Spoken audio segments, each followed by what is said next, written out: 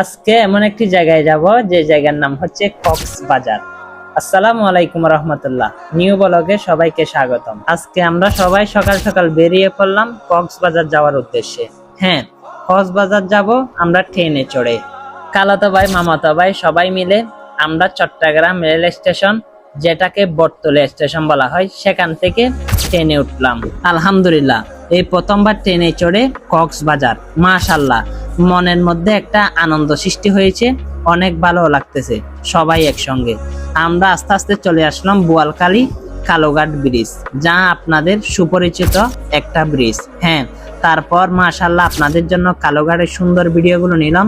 তারপর আস্তে আস্তে চলে আসলাম ফটিয়া।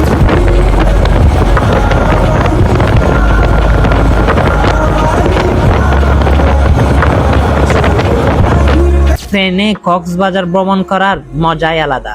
আসলে আপনারা বাসে বা অন্যান্য গাড়িতে কিন্তু সেটা পাবেন না। অবশ্যই সুযোগ হলে কক্সবাজার